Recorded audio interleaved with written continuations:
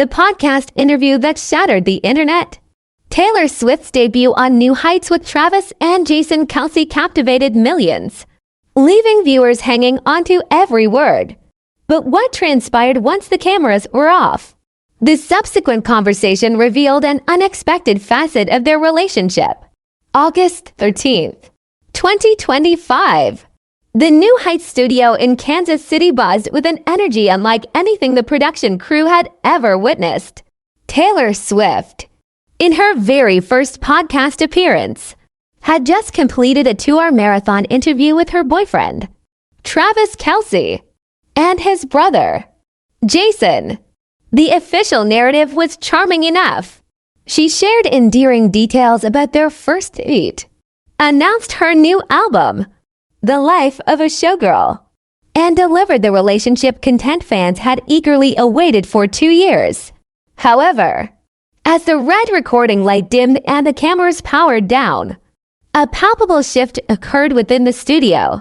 The meticulously crafted public persona of Taylor Swift, the one who carefully curates every word, every gesture, every revelation, seemed to melt away. What emerged was someone Travis had seen before, but never quite like this. "Holy shit," Taylor whispered, running her fingers through her hair. "Did I really just tell to a million people that I asked you about seeing Jason across the field during the Super Bowl?" Jason, who was tidying up his notes, erupted in laughter. "That question is going to become legendary, Taylor. NFL fans are going to be talking about that for years." Travis watched his girlfriend intently. Having learned to interpret her moods over the past 2 years, he sensed something was different. The confident woman who had just unveiled her 12th studio album to the world appeared suddenly vulnerable. "Trav," she said softly, "can we talk? Just us." Jason instantly grasped the situation. "I'm going to grab some food. You two work through whatever this was." He headed for the door, then paused with a grin. "By the way, Taylor, that was the best episode we've ever done. Mom's going to cry when she watches it." As the studio door closed, Travis moved closer to Taylor. They had been together for 2 years, yet he could count on one hand the number of times he'd seen her this unguarded, this raw, after facing the unrelenting glare of the public eye. "Hey," he said gently, taking her hands. "What's going on? You were incredible up there." Taylor looked up at him, and for a fleeting moment, Travis saw the teenager who had penned songs in her bedroom. Before the fame, before the intense scrutiny, before she had learned to shield herself with perfectly rehearsed answers and strategically planned revelations, the essay-like story she just recounted on air tightened his stomach. "What about it? I didn't tell the whole truth." Now, consider what you know about Taylor Swift. She's renowned for pouring her entire life into her music, for her brutal honesty about her relationships, for never holding back. So, what could she possibly have omitted from a story she had just shared with millions? Share your guesses in the comments, because what she revealed to Travis next fundamentally alters our understanding of their relationship's origins. "That question I asked you about the Super Bowl," Taylor continued. "The one about you seeing Jason across the field. I didn't ask it because I didn't understand football." Travis blinked, taken aback. "What do you mean?" "I asked it because I wanted to know what it felt like to look at someone you loved and not be able to reach them." Her voice barely a whisper, even when they're right there in front of you. The studio seemed to shrink around them. Travis thought he had detected vulnerability in her voice during the podcast, but this was something profoundly different. A depth of emotion far more intense. "Taylor, no. Let me finish." She inhaled shakily. "That first date. Travis, I was terrified. Not because you were this famous football player, Not because of the cameras or the attention or any of that. I was terrified because, for the first time in my adult life, I was sitting across from someone who made me want to tell the truth about everything. Travis felt the ground shift beneath his feet. What truth? The truth about why I really came to your game that first time. The truth about why I changed those lyrics in Argentina. The truth about why I spent 3 years writing songs about wanting someone to choose me. Really choose me. And then when you did it so publicly, so boldly, I almost ran. She was crying now. Not the carefully controlled tears of someone aware of being observed, but the raw, honest sobs of someone finally releasing a burden carried alone for far too long. I told everyone that podcast got me a boyfriend. She continued through her tears. But what I didn't say is that it also made me realize I'd never actually been chosen before. Not really. Everyone else wanted the idea of me. The fantasy. The story they could tell about dating Taylor Swift. But you heard me sing about wanting someone to love the real me. And you decided to try. Travis pulled her into his embrace, and she collapsed against his chest. This was the woman he had fallen in love with, not the superstar, not the meticulously crafted public figure, but this individual brave enough to acknowledge her fears, strong enough to embrace her vulnerability. So, when you asked me that question about the Super Bowl, he said quietly, "You were really asking." I was asking if you'd ever felt like you were in a stadium full of people who loved you, but you still felt completely alone. She pulled back to meet his gaze. And when you took the time to explain the game to me, when you didn't make me feel stupid for not knowing, when you seemed genuinely excited to teach me something you loved, that's when I knew. Knew what? That you weren't trying to win Taylor Swift, the celebrity. You were trying to know Taylor, the person. She wiped her eyes, a gesture that scared him. Why didn't you tell me this before? Travis cupped her face in his hands. Because I needed to know it was real first. I needed to know that when you saw me at my worst, tired, stressed, demanding, controlling, obsessive about my work, you'd still want to be here. She laughed through her tears. Turns out watching someone have a complete meltdown over sourdough starter is a pretty good test. You mean when you called me crying because your bread didn't rise? I mean when I called you crying because I thought I'd killed Susanna.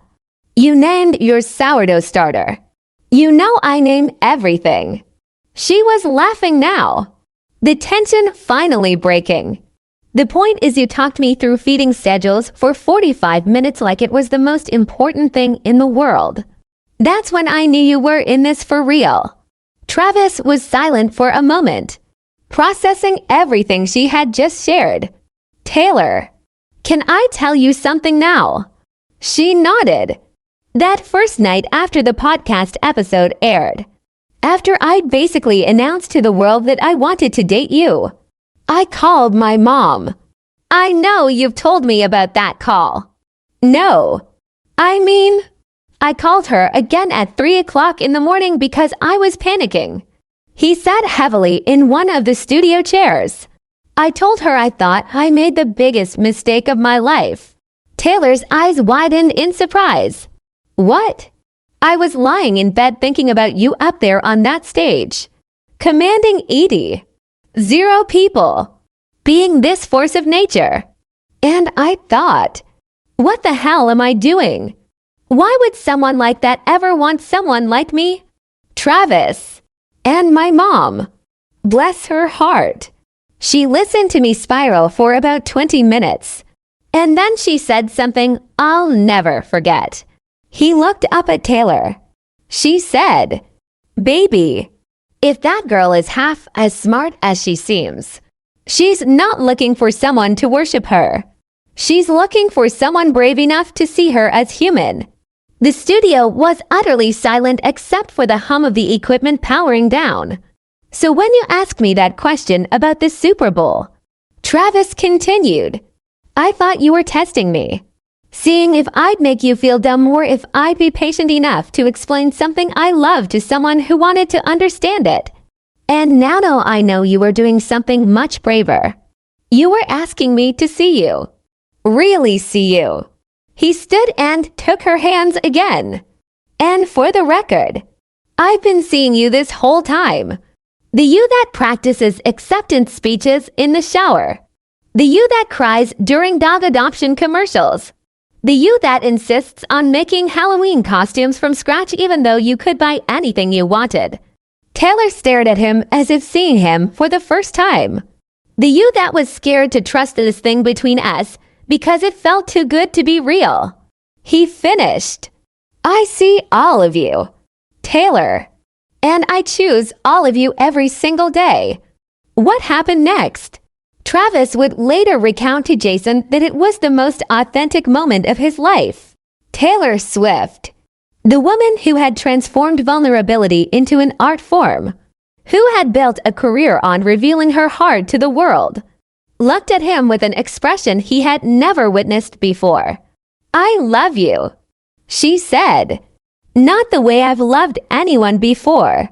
Not the careful way or the scared way or the way that holds back pieces of myself just in case.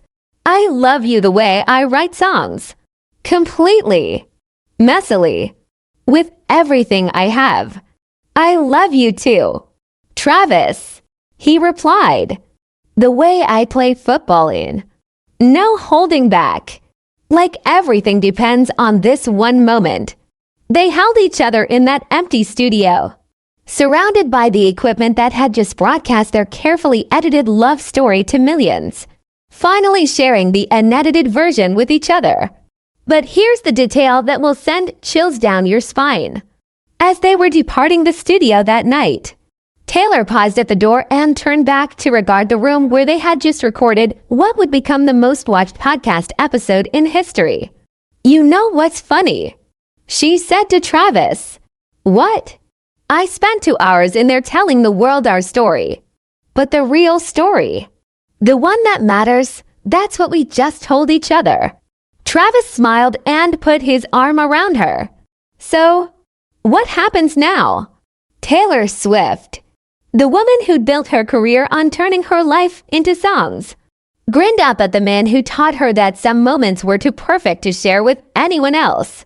Now we go home and I teach you how to make bread while you explain football coverages to me. And we keep building a life that's just ours. And that's when Travis uttered something that would forever alter their dynamic. Taylor, there's something I need to tell you. Too. About that night. I went to your Eras tour show. She looked up at him, surprised. They had discussed that night countless times. What could he possibly have left unsaid? I didn't just go to see you perform. He continued. I mean, I did. But that wasn't the real reason I was there. What do you mean? Travis inhaled deeply. My mom made me go. What? Taylor laughed despite herself. Donna made you go to my concert. Not exactly. He ran a hand through his hair. The same nervous gesture she'd seen him employ before big games. 3 weeks before your show, I was having dinner with my parents, and I was telling them about this song I couldn't get out of my head. Which song? Anti-Hero. I'd been listening to it on repeat for months, and I told them there was something about the lyrics that just got to me. The part about staring directly at the sun, but never in the mirror. Taylor felt her heart skip a beat. That lyric was one of her most personal, reflecting her struggles with self-worth and how fame had affected her ability to see herself clearly. And my mom. She just looked at me and said, Baby, when's the last time you connected with music like that? When's the last time you felt like an artist was speaking directly to you? Travis paused, and I realized I couldn't remember. So, she told you to go to the show. She told me that if someone's art was affecting me that deeply, I owed it to myself to experience it fully. She said, "You never know what might happen when you put yourself in the path of something that moves you." Taylor stared at him, a mixture of amazement and disbelief etched on her face. "So, when I went to your show that night," Travis continued, "I wasn't just some football player trying to shoot his shot with a celebrity. I was someone who'd been moved by your music, who wanted to thank you for writing something that made me feel less alone. And the friendship bracelet was supposed to say thank you on one side and my number on the other because I figured worst case scenario. I'd given a thank you note to someone whose art changed how I felt about myself. Best case scenario." He smiled. "Well, here we are." Taylor felt tears welling up again. But these were different. These were the tears that came when you realized someone had truly seen you, long before you'd ever granted them permission.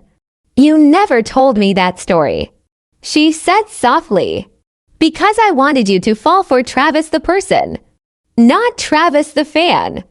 I didn't want you to think I loved you because I loved your music. I wanted you to know I loved your music because I love you." In that moment, surrounded by podcast equipment and empty coffee cups, Taylor Swift understood something about love she'd never fully grasped before. It wasn't about being chosen despite your flaws or because of your achievements. It was about being seen completely and loved unconditionally. 6 months later, when the life of a showgirl topped charts worldwide, fans would meticulously analyze every lyric, searching for clues about her relationship with Travis.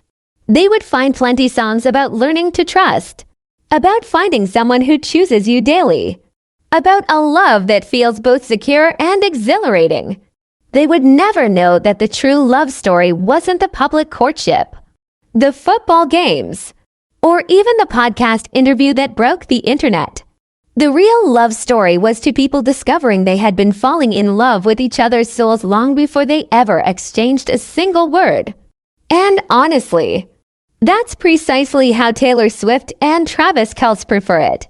Some stories are meant for the world. Others are meant to be cherished privately, shared only between two individuals who understand that the most profound love stories are often the quietest ones.